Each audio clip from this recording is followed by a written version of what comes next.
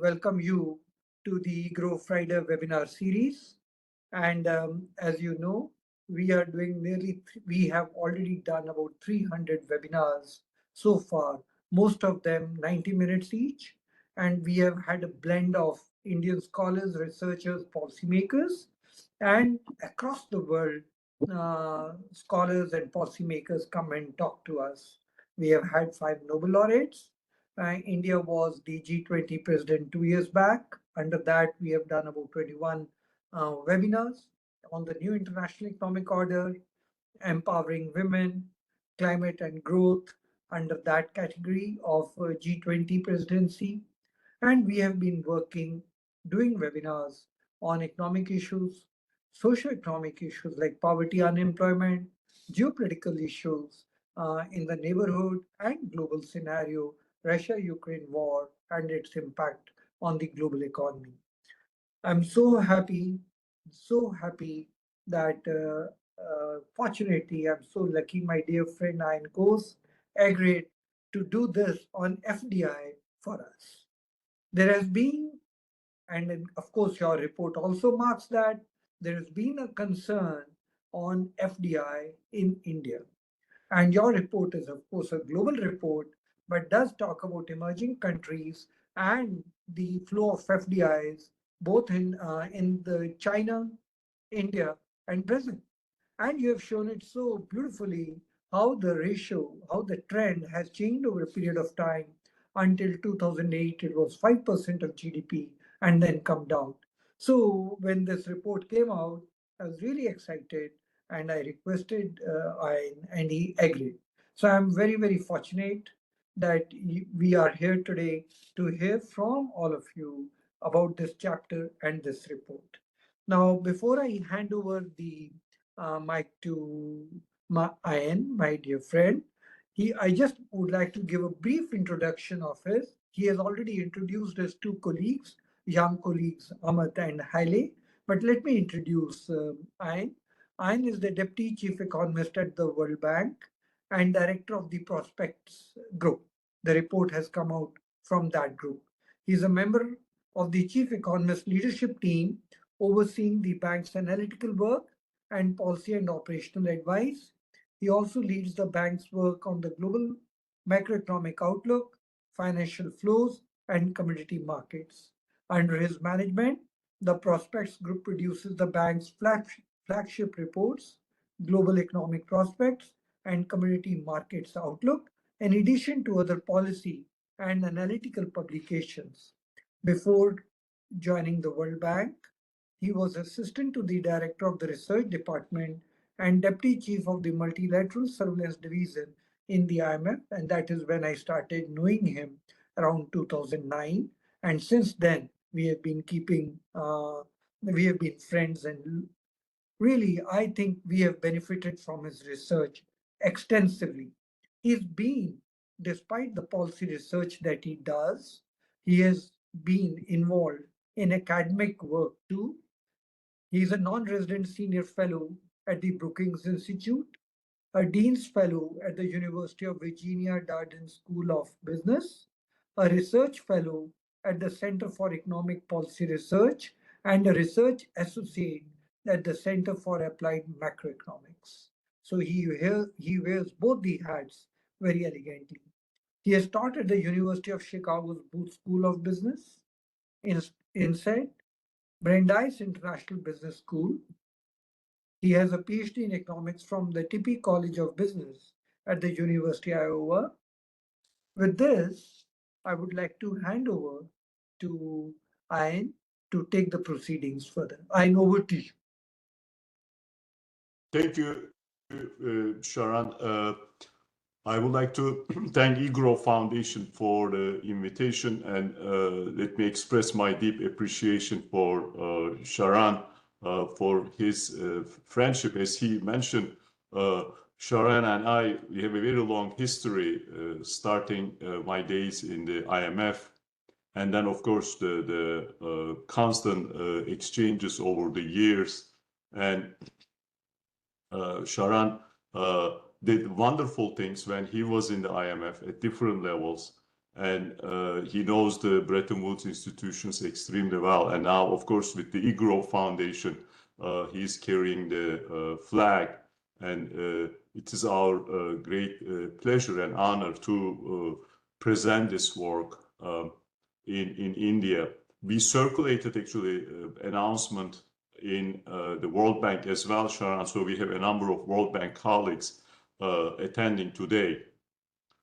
And I'm extremely appreciative for a number of people joining us on Friday in India in the evening. Maybe it's a good time, you know, the most serious people, they join. So what we would like to do today, quickly, go over this report, talk about how we see the global economy. As Sharon mentioned, I'm joined by two colleagues, Amat Adarov and Hayley Pallan, and they are the ones actually, they led the study which we released in the latest Global Economic Prospects report. And this is by far the most comprehensive study the bank has released on foreign direct investment.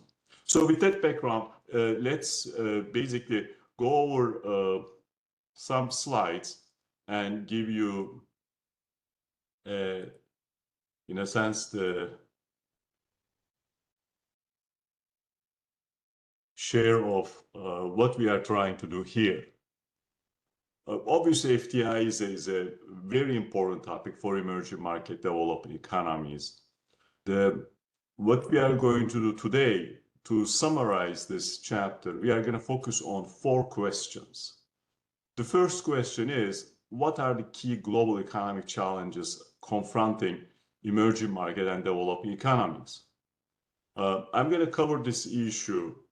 There are these challenges in the context of economic growth, in the context of, obviously, growth of investment, and these challenges are basically there along with very high debt levels and a very serious challenge of creating jobs. When we think about economic growth and the jobs challenge, the key to overcome these two, obviously, is to have investment. And that's why this chapter is critical.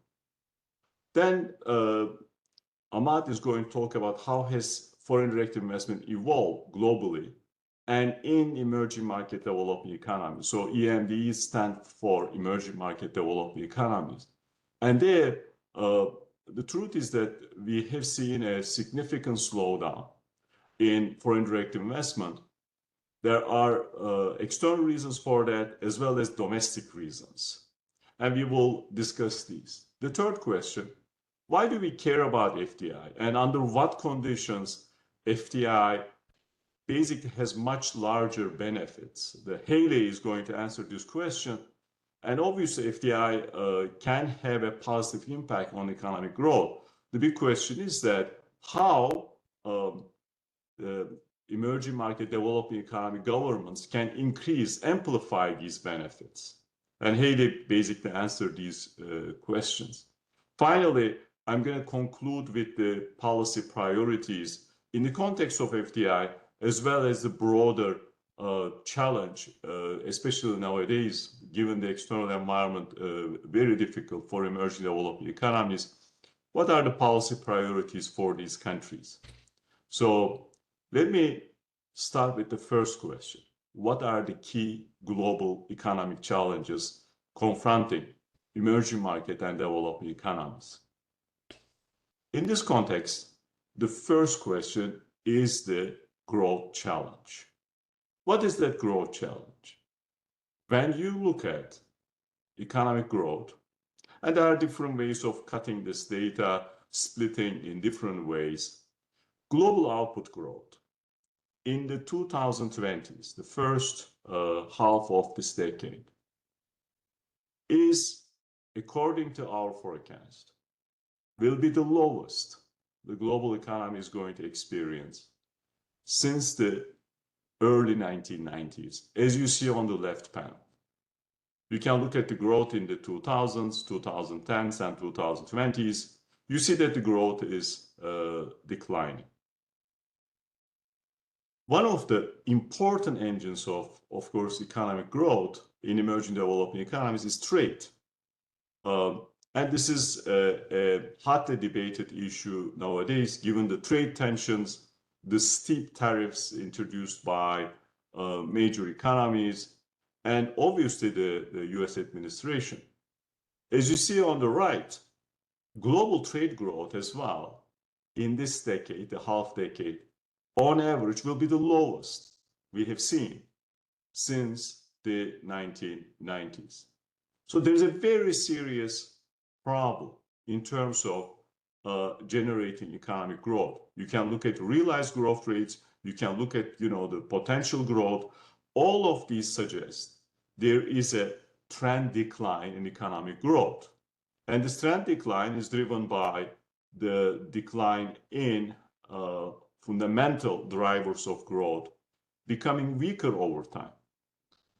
Now, why growth challenge is extremely important in this environment? Because it's coming out a very serious problem in the context of jobs. So when you talk to policymakers will tell you, I need to see more growth in my economy. I need to see more jobs creating in my country. Now, there are three regions in the world: Sub-Saharan Africa, South Asia, Middle East, North Africa. They need a significant amount of new jobs created. In this, among these three regions, Sub-Saharan Africa is going to basically face an increase in its working age population. That's going to be largest of any region has registered over a 25-year period when we look at, the increase from 2025 to 2050. So a historical increase in working age population in Sub-Saharan Africa, but as well as, the increases in South Asia, Middle East, North Africa, young entrants coming to the job market, and they need jobs. So when you look at what happened over the past 25 years, you see that countries, they had these huge job challenges. Only 1 out of 4 countries was able to actually deliver enough jobs. And when you look at, whether these countries, they have this huge jobs challenge, have the schooling sufficient, skilling these new entrants sufficient, you see that actually that is not the case. As you see on the right, the schooling in countries with the largest job challenge, if you look at just the number of years, is much lower than other emerging developing economies. So far I talked about the growth challenge, I talked about the jobs challenge. These two challenges are basically emerging. In an environment, we see this global debt challenge. The debt in emerging market developing economies declined sharply before the global financial crisis, but since then, we have seen a steep increase over the past 15 years, obviously after the COVID-19 pandemic recession. And this debt increase, driven by both government debt, as you see in the middle panel, as well as private debt. But now, as you see on the left panel, the increase in total debt in emerging market developing economies relative to GDP reached to a point that you have 5% relative to GDP, the total debt, government debt plus the private debt. And if you look at just the government debt, that's around 65%, as you see in the middle panel. This is a very sharp increase. In fact, the largest increase we have seen over these debt waves since the 1970s. Now, how governments can respond to the growth challenge, the jobs challenge, and of course, the challenge associated with that. They need to find a way to increase economic growth. There, on the one hand, you have very large investment needs, as you see on the left, when it comes to resilience. Okay, this is very important. Resilience in the context of climate shocks, the weather shocks. In some cases, especially the low-income countries, they need around 8% of their GDP every year coming to them to manage the shocks associated with climate and become resilient. So they have the necessary infrastructure.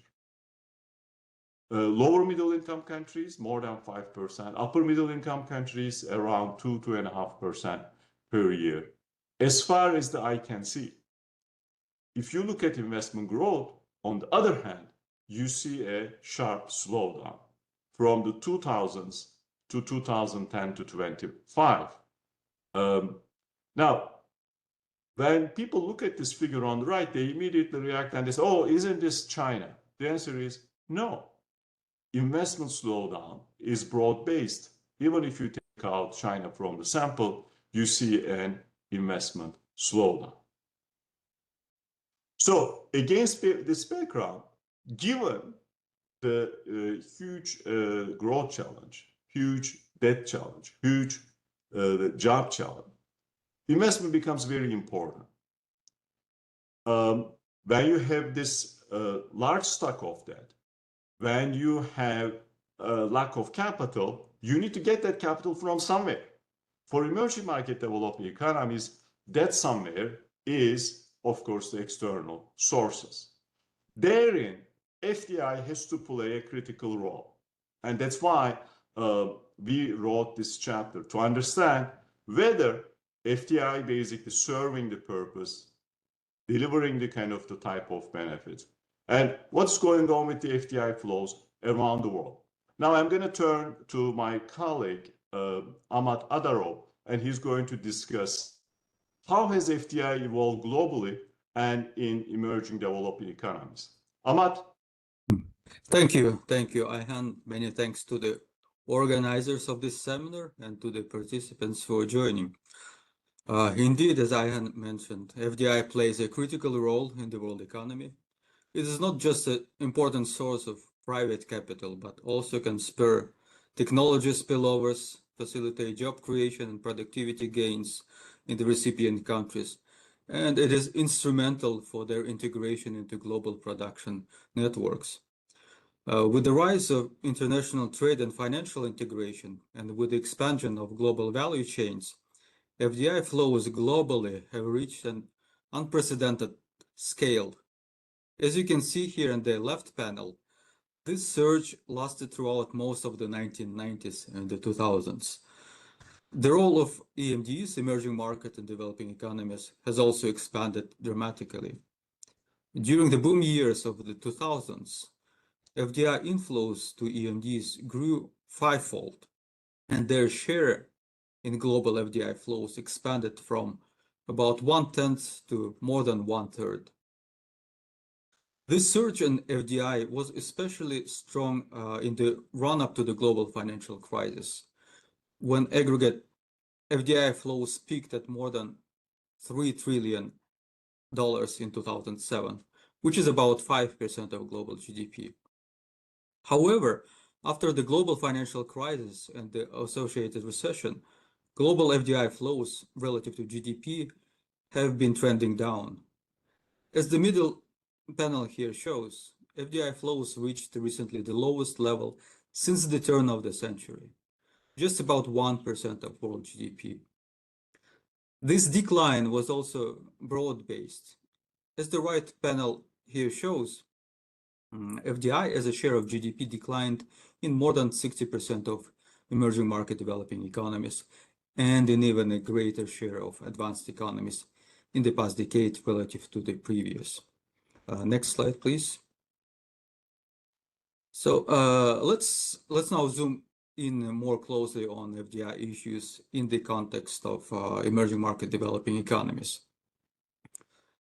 FDI inflows to EMDs are highly concentrated in a few large economies, as you can see here in the left panel. In fact, over 2/3 of total FDI inflows to EMDs are received by just 10 largest countries. By contrast, low-income countries, LEACs, jointly account for just 2% of all FDI inflows to EMDs, which is less than 1% of global FDI inflows. Across regions, we also observe significant heterogeneity. Among EMDs, EAP, East Asia and the Pacific region, has been the largest recipient of foreign direct investment, but this is largely because of China, as you can see here in the middle chart. China is the largest recipient country, and in the past decade, about 1/3 of total net FDI inflows to EMDs went to China. India is also among the largest destinations, the third largest after China and Brazil. It receives about 6% of all FDI inflows directed to EMDs, and this share, as you can see, has been relatively stable over the past decade. This slowdown in foreign direct investment inflows has affected all EMD regions, which you can see here in the right panel.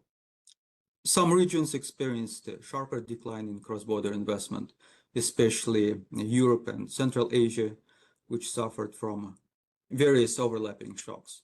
Besides the global financial crisis and the COVID pandemic, also the collapse of commodity prices, rising geopolitical tensions, and Russia's invasion of Ukraine. Next slide, please. So, examining again the FDI trends in all EMDs from a broader perspective, we see a gradual trend decline since the global financial crisis. As the left panel here shows, FDI inflows in EMDs have fallen to about 2% of GDP in the last several years. This is less than half the level at the peak in 2008, when FDI to GDP ratio reached about 5%. Both global and domestic factors have contributed to weaker FDI inflows to EMDs. Historically, FDI inflows to EMDs have been closely associated with the economic growth and especially with the foreign trade dynamics, as you can see here in the right chart. By contrast, high import tariffs and rising economic fragmentation have been associated with a decline in FDI inflows. These are simple correlations with high statistical significance, but in the chapter we also analyze more formally push and pull drivers of FDI using a gravity model, which shows by and large the same consistent results. The deep recession triggered by the global financial crisis and then exacerbated by the COVID pandemic depressed investment flows. A series of event studies we also carry out in the chapter suggests that in general recessions tend to have deep and lasting adverse effects on FDI flows. Next slide. So besides this, as the left panel shows, improvements in the quality of institutions are critical for investment climate. But improvements in the quality of institutions have stalled in EMDs in the past decade. Emerging market developing economies and especially low-income countries are significantly behind advanced economies in terms of the quality of institutions, which inhibits FDI. Here I show you the aggregate investment profile index, but the same dynamics you will see if you look at other institutional dimensions like the control of corruption, business regularity, quality, and others. Structural reforms to improve institutions are especially important now because of the challenging global environment. As you can see here in the middle panel, geopolitical risk and geopolitical fragmentation have risen substantially in the recent years. The right panel shows that in both advanced economies and emerging market developing economies, economic policy uncertainty has also reached the highest levels since the turn of the century. So escalating risk and uncertainty adversely affect investor sentiment overall and inhibit FDI flows in EMDs in particular. Next slide, please.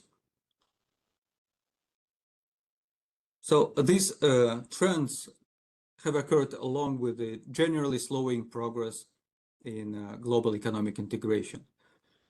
These trends have also manifested themselves in much lower number of new investment and trade agreements signed and implemented globally. For instance, as you can see here in the left panel, the number of new investment agreements implemented in 2010-2024 has more than halved relative to the first decade of the century. This is alarming, as investment treaties are a single most powerful policy tool to facilitate FDI flows. Estimates in our work in the chapter show that investment treaties can increase FDI flows by up to 40% on average between signatory states. Quite on the contrary, various FDI screening mechanisms and other regulatory restrictions on FDI inflows remain high in emerging market developing economies. These restrictions are in fact much higher than in advanced economies. As you can see here in the middle panel, the progress made by EMDs in reducing restrictions on FDI in the 2000s has stalled and reversed recently. And in fact, the relative share of restrictive measures in overall FDI policy measures has actually increased. As noted previously, with rising policy tensions, international trade growth has also weakened considerably. And this has adverse consequences for foreign direct investment flows as well. As you see here in the right panel, our estimates suggest that greater trade integration and integration in global value chains, in particular, fosters FDI inflows. For instance, our estimates, our empirical analysis suggests that FDI can increase by an extra 0.6% for each percentage point increase in the ratio of trade to GDP, right? Trade openness measure. So these factors that I have just described, institutional quality, trade openness, and other structural characteristics that are important for attracting FDI, these factors are also critical for maximizing the economic benefits, the economic effects of these FDI inflows. This is important. The positive effects of foreign direct investment do not come automatically. And it is not just sufficient to attract foreign direct investment, but also to retain FDI and to ensure that it generates positive and lasting effects. My colleague Hayley Pallan will discuss these exact issues next in greater detail. Thank you very much. Thank you. So next, as Amat mentioned, I'm going to share results related to the macroeconomic effects of FDI. Next slide. So first, I want to put the exercise and results that I'm going to present here into more context. Policymakers and EMDEs have commonly viewed FDI as an important source of economic growth, as previously mentioned, because aside from the financing that FDI provides, it also leads to domestic capital formation, technology spillovers, and jobs. But past empirical studies on the relationship between FDI and output growth in EMDEs have tended to show mixed results. The estimates in most studies suggest positive effects of FDI, but the magnitudes of these effects vary considerably. The results tend to be sensitive, for example, to country composition and sample periods as well. But the wide dispersion of these estimated effects is often attributed to structural characteristics of the recipient economies. And in other work, they found, for example, that financial development, human capital, and institutions are all important factors in the relationship between FDI and GDP growth. The final kind of last caveat on related work is that many of the estimation strategies that are used tend to not take account of various technical issues, including two-way causality between FDI and growth, and really understanding the dynamic nature of the effects. In chapter 3 of the recent Global Economic Prospects, we provide new analysis using a new methodology that hasn't been applied to FDI and GDP previously, and from that exercise, we develop policy relevant implications. So in the left panel here, you can see the key result from our study, and that shows that there is a positive impact on GDP in the average EMDE following an increase in FDI. On average, a 10% increase in FDI inflows is associated with an increase in GDP of 0.15% in the same year, but the effect actually peaks after 3 years at 0.3%, which is what you can see in the first bar of the left panel here. However, the impact tends to be stronger in EMDEs when you exclude low-income countries. And what we show is that this is driven by differences in structural conditions in these different country groups. So understanding the role of structural conditions helps to explain the large range of responses, which to some extent are even masked in the simple averages that you see in the left-hand side panel. For example, if we look at the top quartile of GDP responses, the response of GDP to an FDI inflow shock is 0.8%, and that's more than double the average of 0.3. When we start to distinguish structural conditions in countries with strong and weak GDP responses to FDI inflows, we find that one of the important conditions is deeper trade linkages. And that you can see in the right-hand side panel. There you can see that when countries have a high GDP response to FDI inflows, trade openness tends to be about 16 percentage points of GDP higher than countries with a low GDP response to FDI inflows. Next slide, please. Then when we look into other structural conditions that help to amplify the GDP effects of FDI, we see that in particular, strong institutions amplify these benefits. For example, countries with a stronger investment climate, control of corruption, and higher quality business regulations amplify the growth effects. These findings are illustrated in the two panels you can see here.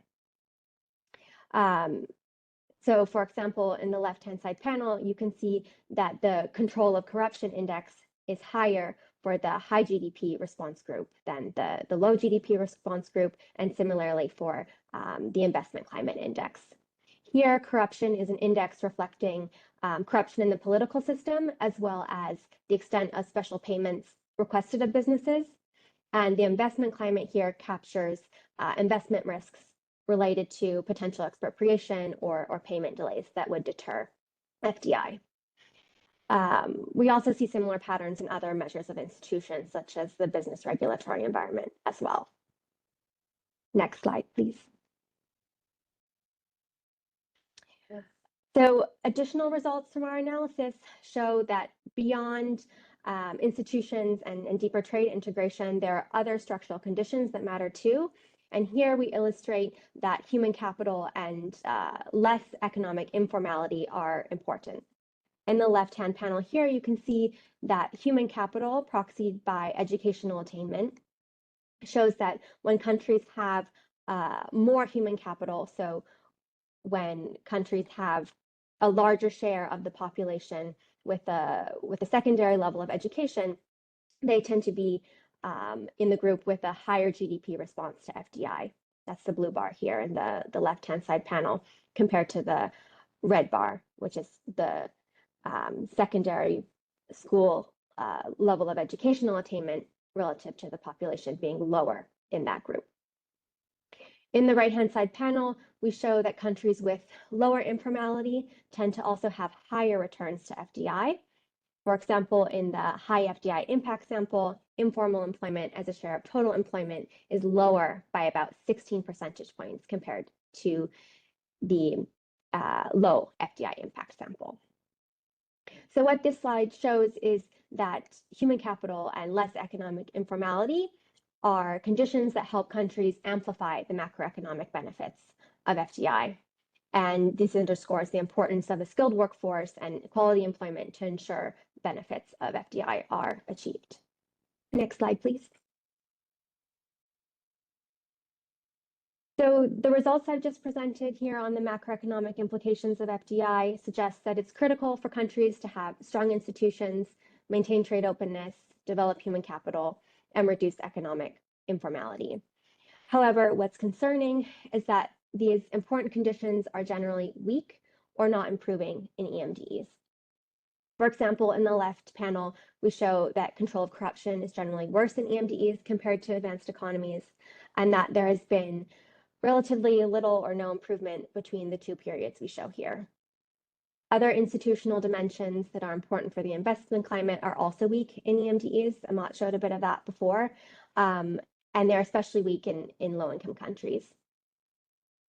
In the center panel, you can see that educational attainment, again, as a proxy for human capital, it tends to be lower in EMDEs and especially in LICs. And at the same time, other structural conditions like trade, and on the right-hand side panel here, you can see informality, that informality is much more prevalent in EMDEs and in particular in LICs compared to advanced economies. And similarly, again, in terms of informality, you see some improvement, but not, reaching advanced economy levels yet. Next slide, please. Finally, here we show two figures to illustrate that weak trade is a challenge for revitalizing FDI. In the left panel, for example, trade integration has been especially weak in low-income countries. And we know from the exercise I presented and also in terms of the importance of trade for attracting FDI, that is a challenge for FDI policies. And then in the right-hand side panel, we show that global trade growth has also been declining. And so given the importance of trade for both attracting FDI and amplifying FDI growth linkages, this trend poses a challenge. And so with that, I'll turn to Ayhan for more on policy priorities. Thank you, Amat. Thank you, Hayley. I think we had a kind of a 360 here. We started with these challenges in the context of global economy, a growth challenge, a very serious jobs challenge, a serious challenge in the context of debt. And we emphasize the importance of FDI to overcome these challenges because investment is the key variable when it comes to promoting economic growth, when it comes to creating jobs. As Amat and Hayley discussed, the FDI has slowed. There are external reasons, but there are some very important domestic reasons why we have seen this broad-based slowdown in FDI in emerging market developing economies. Now I'm going to turn to what are the policy priorities we see against the background of this research. So the idea was to formulate a general policy strategy for emerging market developing economies. Of course, each country is different. Country-specific circumstances will ultimately determine the nuances when it comes to policy. But we think that there is this three-pronged approach to attract foreign direct investment. It's very important in an environment we see this broad-based slowdown in FDI. Second, amplify the benefits of FDI. That's also important because there are very significant synergies between those policies that attract FDI and those policies that help promote the benefits of FDI. And finally, what should the global community do? And there, advancing global cooperation is critical. So let me basically turn to these three-pronged approach, starting with the attracting FDI. I think the results from the economic exercises Amat and Hayley documented here are very clear. you need to have strong institutions and investment-friendly business environment. You need to have macro stability. And that macro stability, of course, comes with robust policies in the context of fiscal policy, in the context of monetary policy, in the context of financial policies. And at home, attracting FDI will require reducing barriers when it comes to, trade flows, when it comes to investment flows.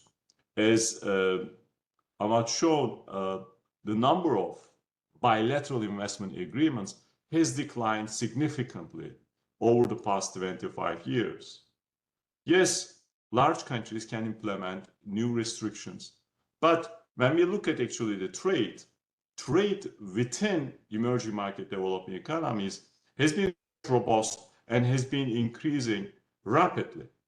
What we are expecting these economies to have stronger trade linkages within the emerging market developing economies, and at the same time to have strong investment linkages within emerging market developing economies, and of course with advanced economies, as long as they are willing partners.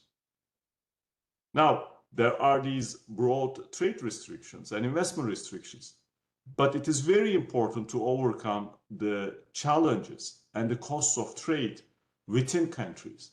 Some of those costs are associated with costs of basically moving goods from the center to the ports of the country, the inlands to the ports, to the areas of departure for exports. In some cases, those restrictions are about restrictions at the border, the red tape, the bureaucracy.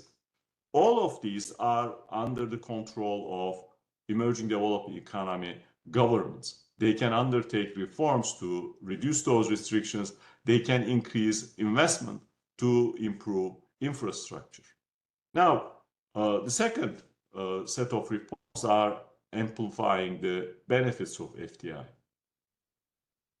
The good news is that there are significant overlaps that attract more FDI, and when you would like to amplify FDI benefits, what types of policies you need to implement. And here, in addition to basically the policies I mentioned, it's going to be critical to improve the quality of human capital and finding ways to reduce informality. Then you will see, as Hayley documented in her results, there are significant increases in the benefits of FDI when it comes to economic growth, when you have higher quality human capital and when you have lower informality. One important point in this context is private capital mobilization and how you will have more jobs created through basically stimulating private capital and stimulating FDI.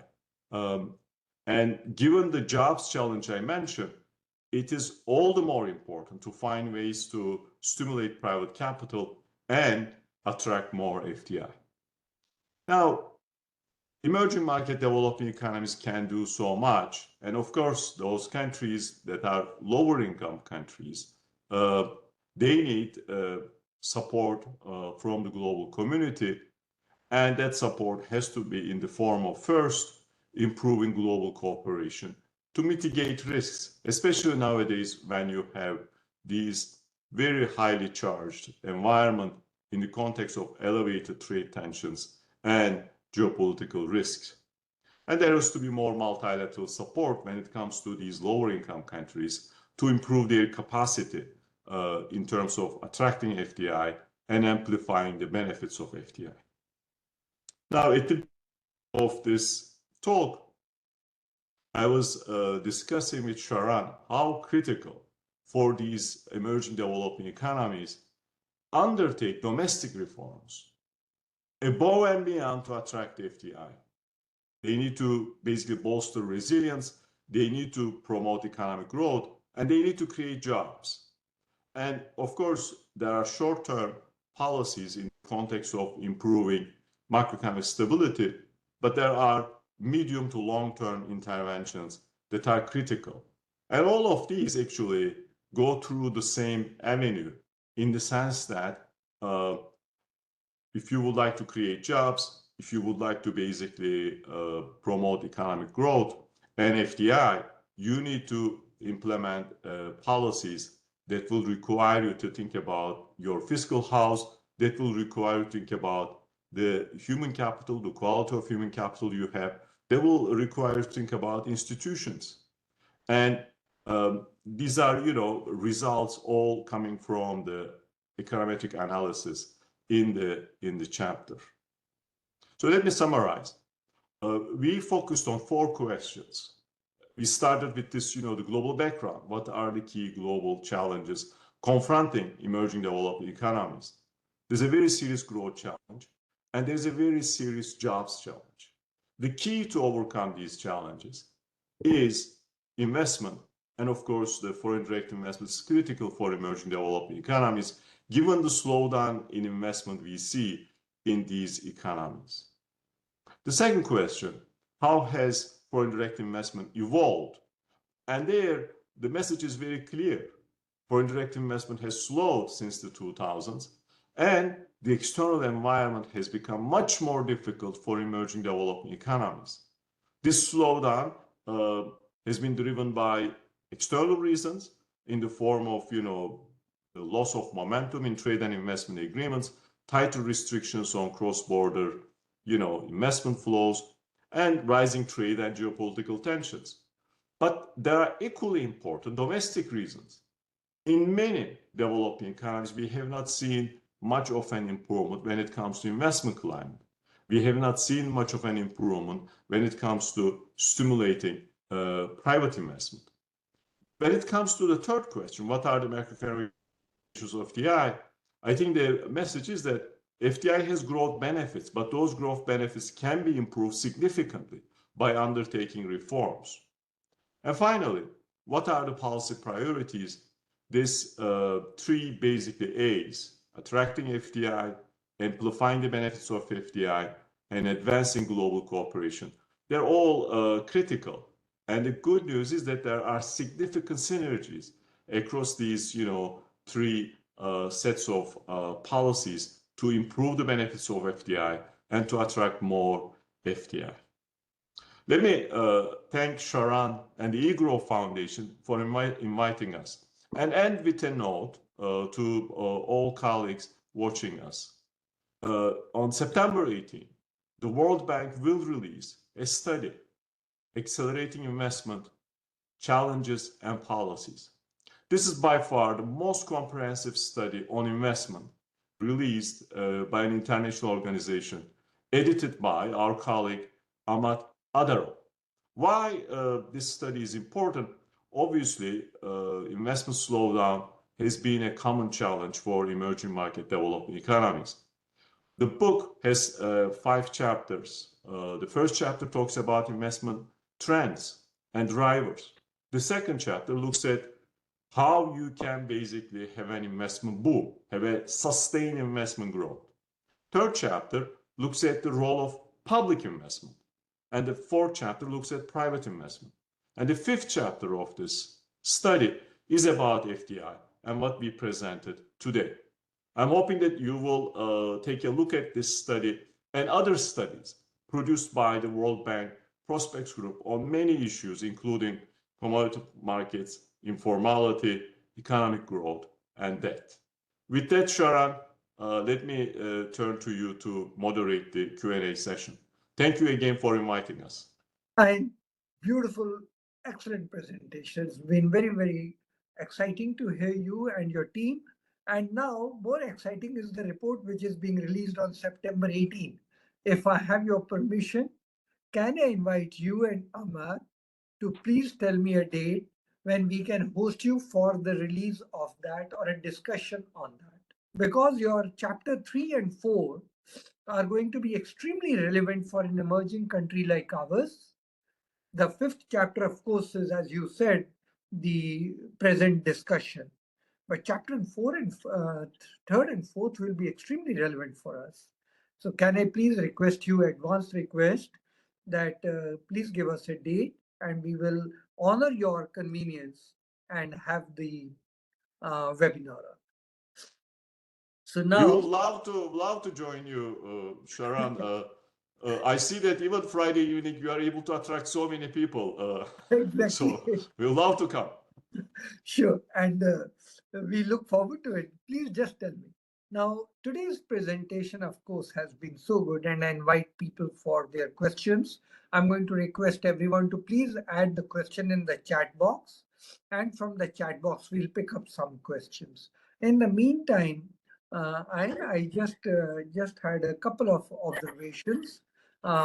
So one thing is very clear: the way you have framed your whole discussion on the four questions extremely relevant. Jobs are relevant, growth is relevant. But in your presentation, I also noticed that you spoke about corruption. And many of us in emerging countries, including India, are battling the challenges of corruption. And therefore, I'm really happy that you have shown that corruption is something that gets tackled automatically if there is a higher FDI. The other issue that I wanted to flag, and maybe you have done your research on, because you have discussed about India and you have mentioned about India, is there a specific reason that you have that why an emerging country like India, which is seeking FDI, unlike China, of course, because China is a different ball game, Brazil is a different ball game, but India, why is it that the FDI flow has not kept pace with what it was earlier, despite the fact that we are the fastest growing large economy in the world? So if you have done specific research, happy to listen to your analysis. Two more observations, maybe you can guide us on that. My feeling is that FDI is also very sensitive to where it is heading to. So in terms of sensitive to the political environment as well as to the region, if the region is full of turmoil, maybe it is hesitant and shy of coming in there. Of course, returns would be higher, but maybe there is shyness. The last point that I had in mind was anything to do with pollution, climate, that FDI is a determinant or the flow of FDI gets impacted by by these two considerations. Why I ask you that question is in India we have areas where air pollution is very high, and I find FDI is very low in that part of our country. FDI to a great extent comes in southern India and not in northern India. Northern India is a victim of very high pollution. So, is there any such research which you have done speaking about climate and pollution or environment issues, which sort of serve as a detriment to FDI? And for the participants, once again, please put your question on the chat box and we will choose from there the questions that we can then put to the panel. Thank you. Over to you, Ayhan. Thank you, Sharan. Wonderful question. So the first question was about the corruption. The second one about India's FDI performance, and third question is the air pollution and FDI connection. Am I correct? These three questions. So what I'm going to do, I'm going to basically first ask Hayley to talk about this corruption issue very quickly, and what we learn from the results in the context of the how FDI growth connection is there, and then Amat can talk about this issue as well. Why don't we first hear from Hayley and then Amat, because in both cases the challenge is the following. One, you would like to attract FDI, high the corruption, which is basically low institutional quality, translates into lower FDI flows. and then you would like to get benefits from that FDI. For every $1 million of FDI, what happens is that when you have low institutional quality, basically the high corruption, that basically reduces the kind of the amount you will get. Why don't we start with Hayley and then hear Amat very quickly. Hayley? Yeah. So when we looked at the relationship between FDI and growth, what the results that they show is that if for each country, we have a relationship between FDI and growth. So there are some countries that have a strong relationship between FDI and growth, and some countries that have a weak relationship between FDI and growth. Those with a stronger relationship already have relatively low corruption. So the insights from the empirical analysis that I presented, I would say, are that you need to initially have low corruption in order to benefit from more FDI inflows. It's really important to have that as a attraction factor, but then you need to sustain it once FDI is there to ensure that you have a stable environment so that investors aren't concerned about potential uncertainty related to payments that they might have to make in the future. That's my short answer to that. Amat, yes? Yes, I can only add that corruption, control of corruption is perhaps one of the most critical dimensions of institutional quality that are crucial for private investment, right? We're talking here about investor sentiment.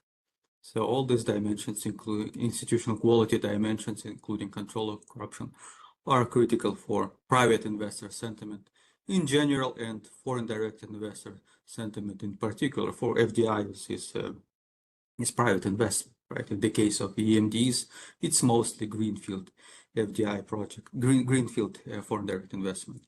So corruption is indeed a critical dimension. EMDs, as I mentioned, have the progress in reducing corruption, in improving institutional quality has stalled in the past decade, and EMDs are in fact very much behind advanced economies, especially low-income countries in terms of institutional quality, which is one of the key domestic factors that inhibit FDI inflows to EMDs. And perhaps since you expressed a lot of interest in our broader investment study, just to give you a bit of a spoiler, control of corruption and institutional quality in general is one single most critical factor behind for improving investment in general. We looked at various factors, but quality of institution is most critical factor that can help amplify, increase the growth, investment growth, including FDI inflows, and maximize the macroeconomic benefits of investment and foreign direct investment flows. There is no silver bullet. You need to improve institutions, and reforms, structural reforms to improve institutions work best in package. So this is my view on these issues. Thank you. Thank you, Amat. Wonderful. So very quickly, let me talk about this good question Sharan asked, because such a well-defined question. When you have air pollution, why foreign direct investment is not coming? One way to think about Sharan, I think, to overcome the air pollution, you need to have infrastructure, as well as you need the private investment. And when you have those in place, you are able to reduce the kind of the pollution. You are able to, in a sense, mitigate the impact of the pollutants. When we talk about the critical need to reduce the cost of business, to basically have a much better investment climate, we are talking about these types of investments. And in our study, obviously, when you improve the business climate, there are very large dividends in terms of attracting FDI, as well as improving the benefits of FDI. But I think the answer to your question is very simple. Forget about FDI. Is it, the people obviously try to stay away from places with the type of challenges you mentioned. Now, let me turn to the pollution question, the FDI in India question. Now, when we look at it, first of all, India delivered very strong FDI performance in the early 2020s. Even during the year of the pandemic, India was able to attract very large, FDI inflows, while there was a very sharp decline in the when it comes to FDI. Since then, the share of FDI India received,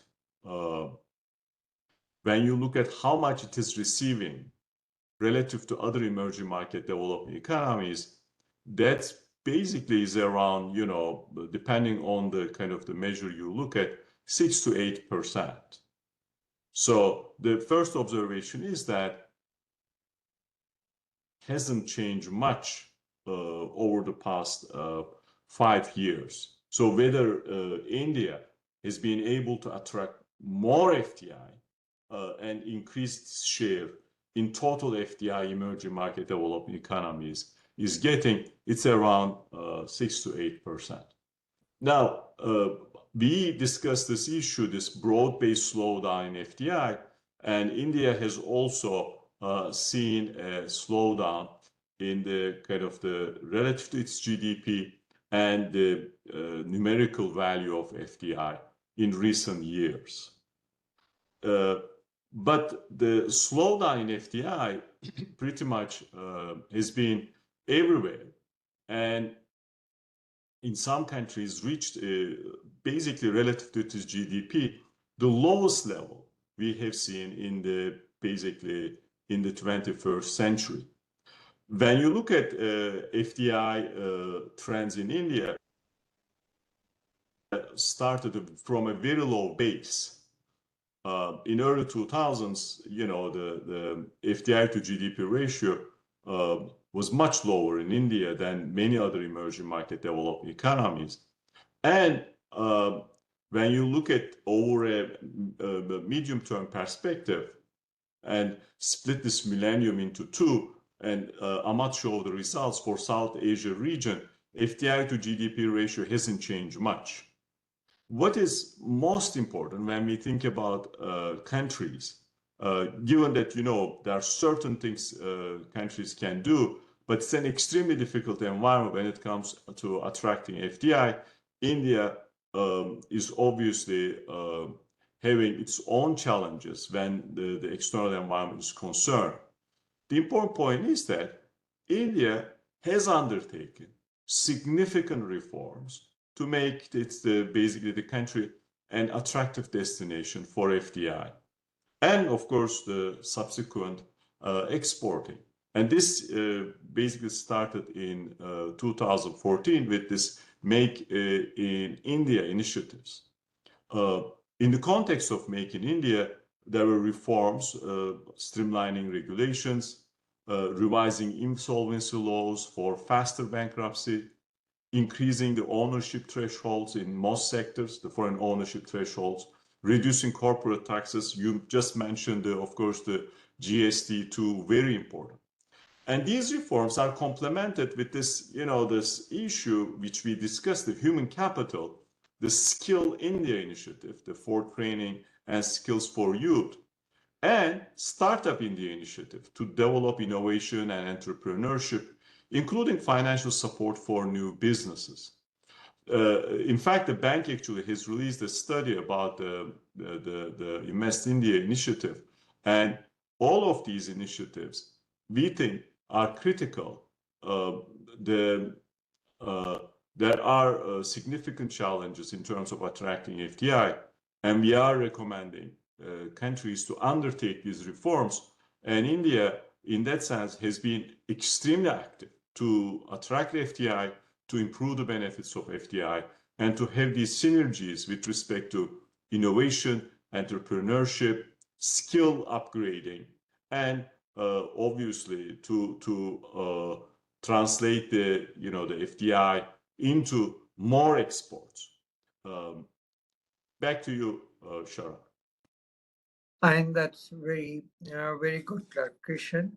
And my then supplement and a quick supplement. I know there are questions in the chat box which you may like to answer, some very good ones.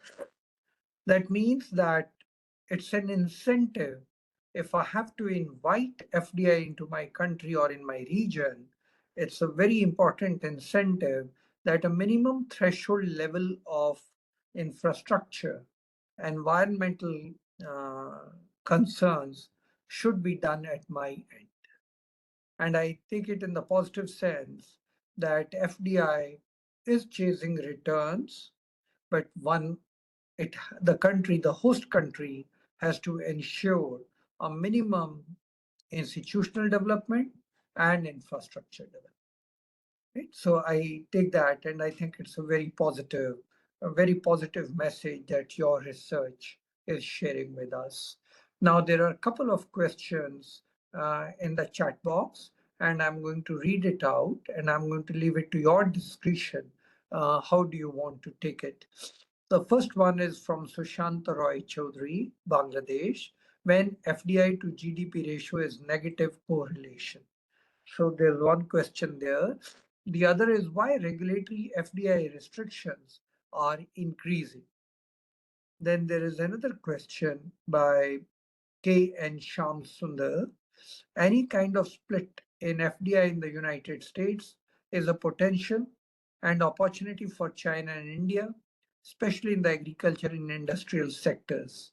How will it impact global South? And that's a very good question. There's another question from Malkar Yunapa. What are views on the current tariff war unleashed by the US on FDI flows to India and other emerging markets? Then there's another question by Adi Hussain Wani. Rent seeking is a serious problem in India. How to overcome it, please? And I think this is related to FDI. There's another question from Ashutosh. In times of global risk aversion, such as rising tariffs and protectionist policies, what unique policy advantages can India offer over Vietnam, China, and other emerging markets to attract foreign investment? I have a related question. I think this is a very important question, that in view of tariff wars, would FDI be a natural casualty? And is there a precedence that in the past something like this would have happened, that in tariff wars, given the global uncertainty and not sure what the political leanings are, will FDI be a natural casualty? And the last question in this round, and that is from Mr. Kohli. While working in infrastructure financial institution, it was noticed that implementing the cause of resettlement, and resettlement is difficult due to getting no objection from each and every individual, thereby delaying the sanction. Why not to get the certificate from the financial institution itself? So for infrastructure development, attracting FDI, you would need this certification, and why not leave that onus to the host institution? So with that, I think in this round, I hand over to you and your team.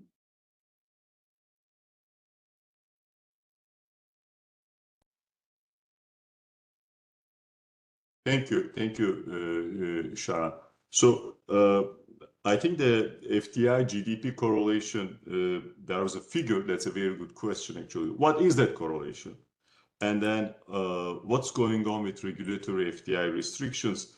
Amat, you presented those figures. Why don't you basically take a crack at that?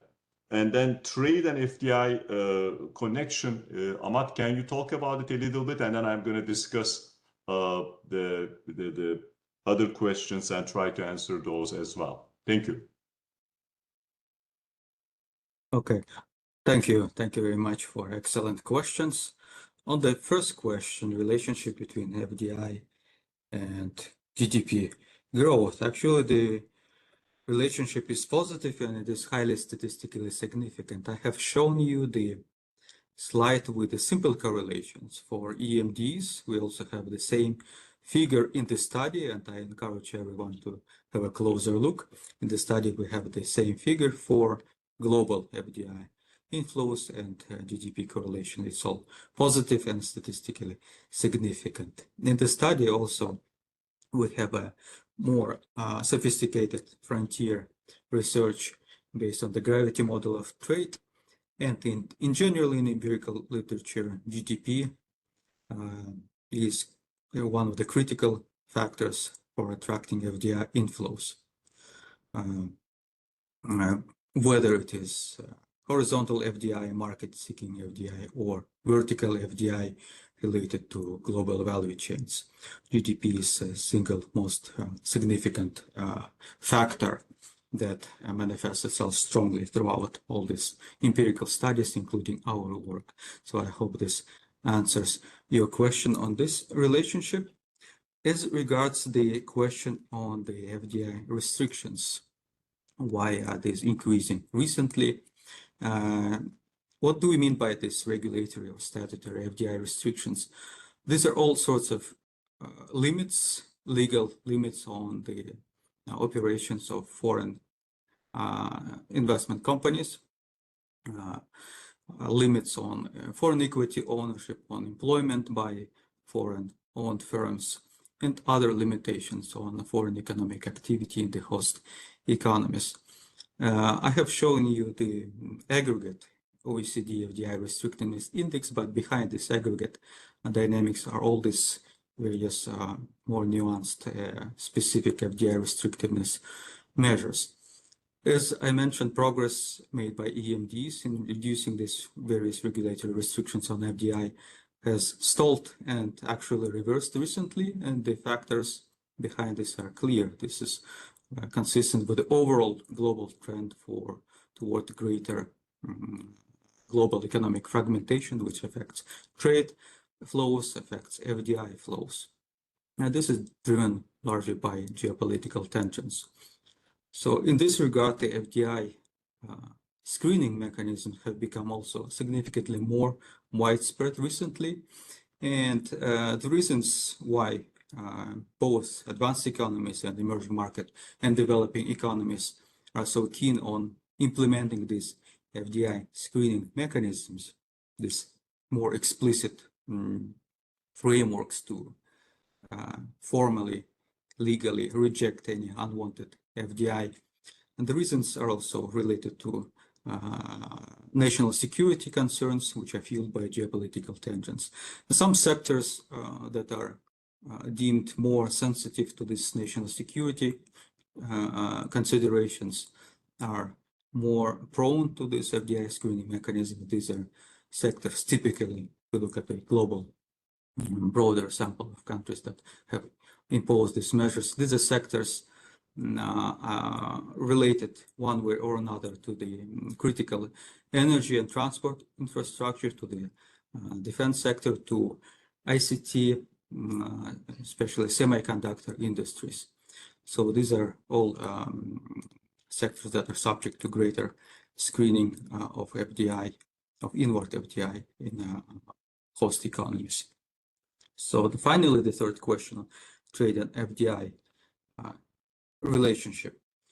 Right? As I mentioned in the presentation, and there is significantly more discussion in our FDI study, also in the context of rising trade tensions and global economic fragmentation. Trade and FDI are closely related. We are talking here about trade in final goods and services, as well as trade in global, in value-added products, trade in the context of global value chains. The trade in general is closely related to FDI flows. The relationship has been historically very strong, albeit in more recent literature, there is some arguments that there has been gradual decoupling between FDI flows and trade flows more recently. But the relationship has been strong. This means that this tit-for-tat escalation of trade tensions,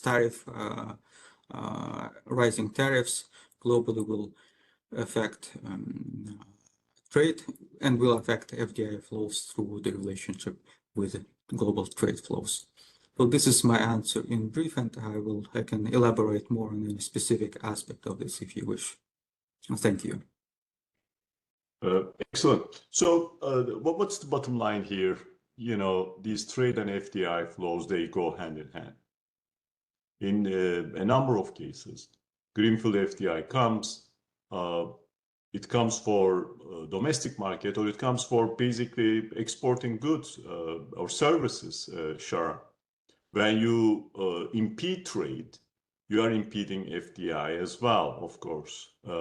And your question, will FDI become a victim of these trade tensions? The answer is yes. FDI can become a victim, but at the same time, there are, significant opportunities. This is a cliche, but you don't want to waste, a crisis. And you and I have seen many crises as bureaucrats over the years. And I think the current tensions between these major economies also present a significant opportunity for emerging market developing economies. What is that opportunity? In the January Global Economic Prospects Report, we looked at this issue of what happened to emerging market developing economies in the first quarter of the 21st century.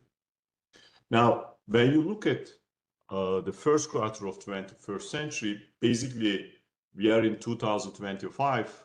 Next year, we will have the first quarter will be completed. In a sense, we took a kind of a stock taking in advance. You have this wonderful period, the highest growth since the 1970s, before the global financial crisis. And that growth actually fueled by emerging market economies. What was that, period about? It was about the embrace of global integration. It was about the embrace of reducing restrictions on cross-border trade, reducing restrictions on cross-border financial flows, and undertaking reforms, making, structural reforms on the banking sector, on the kind of the broader labor markets, on when you think about, the central banks. And all of these translated into large dividends in terms of trade and in terms of FDI, as well as economic growth. Growth has the increase sharply, and you saw a decline the debt relative to GDP. And I think that when we think about the 2009 global recession, emerging market developing economies, many of them were able to weather the storm because they came to that crisis prepared with these, tailwinds. Since then, obviously, global economic environment has changed and changed dramatically. The trade integration slowed, trade growth slowed sharply in the 2010s, even before these tensions started. FDI was slowing even before these very serious tensions started. So the challenge is that going forward, emerging market developing economies need to basically have a clear path. And that path is all about finding willing partners to trade, finding willing partners to invest, finding willing partners to take advantage of the vast potential these markets basically have. And India, I think in that sense, is in an excellent position because it is undertaking very serious reforms to attract investment. It is undertaking very serious reforms to improve business climate. It is recognizing the kind of these changes way in advance, and in a the different world, these tensions will come down, and I think the certain changes will take place to improve relations between advanced economies and emerging market and developing economies. But right now, the critical message to all of these economies in the emerging market, developing economy world is to undertake reforms and find ways to promote growth within the group of emerging market developing economies. Now, Sharon, there are good news when you look at, for example, trade. We see a number of countries are trying to undertake trade agreements. You see that in Asia. You see European Union is working very hard. You see that, Latin America, Europe, Mercosur, EU agreement. You see in Africa. So all in all, I think that it's human tendency to basically think and worry, but at the same time, the crisis present a huge opportunity to push forward with reforms. And sometimes you would like to see these reforms undertaken in good times. But there are all types of difficulties to undertake the reforms in good times. I think our assessment of what happened in the first quarter of the 21st century, above and beyond what happened over the past year, over the past 5 years, indicate that these economies have, yes, they have significant potential, but there is still a huge reform gap, and they need to close that gap. And I think what Hayley showed, what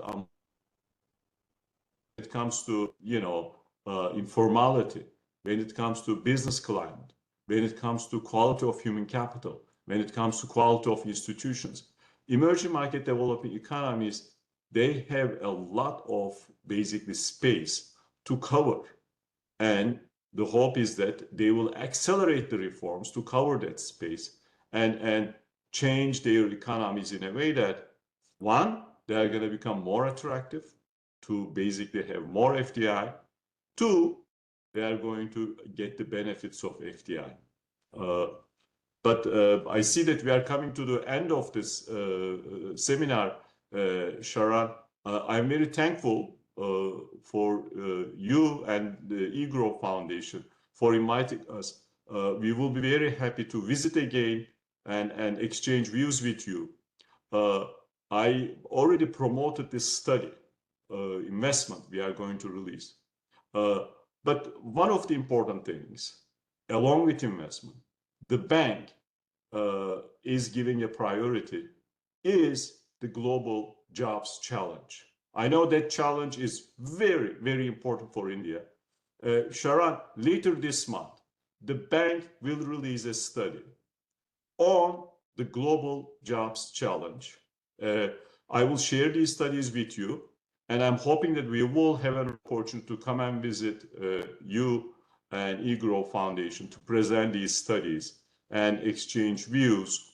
There is no question, growing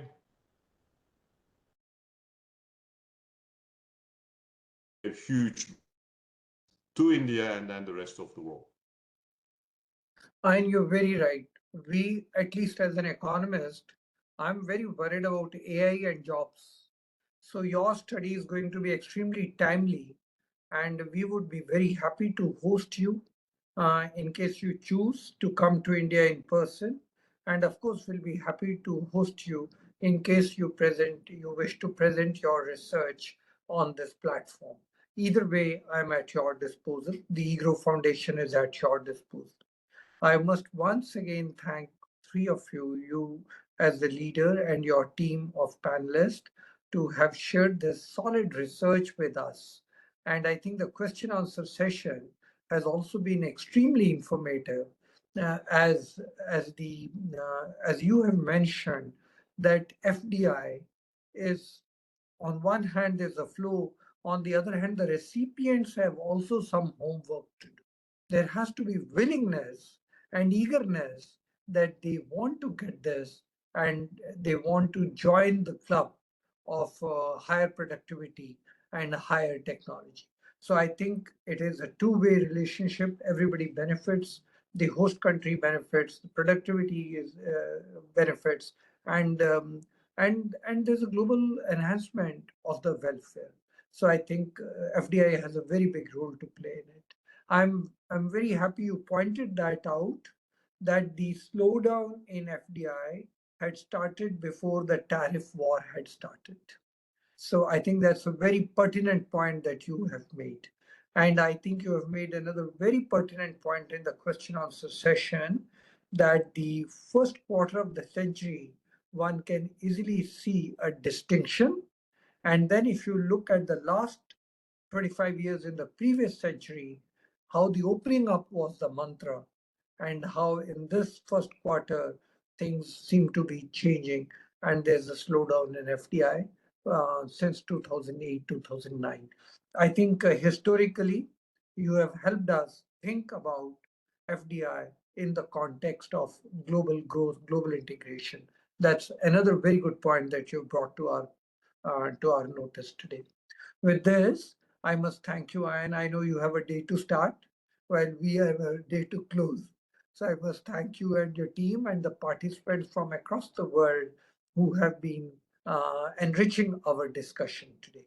Next week in EGROW, we continue to, and this will excite you, we are a continent-sized country. EGROW has started an exercise of learning from each other within the country. So there are states which are progressing, galloping in growth, and there are states which are laggard. You can think in terms of global south and in terms of AEs, right? So that all is there in our own country. So we are learning from each other what is the mantra that takes the state so far rapidly ahead, and what is the mantra that some states lag behind. So next week, from 4 to 5, we have a discussion on Assam economy. All of you must be taking Assam tea. So this is the Assam economy, which we are going to be discussing next Friday. Anybody who has interest, most welcome to come and join us in our discussion. With that, once again, let me thank Ayhan, my dear friend, and his two panelists, Amat and Hayley, and the participants in today's discussion. Have a great weekend. Look forward to your participation next Friday. Thank you very much. Thank you, Ayhan. My personal. Thank you, Sharan. Thank you. Have a wonderful weekend, and thank you for sharing your Friday evening with us. Thank you. See you. See you. Thank you.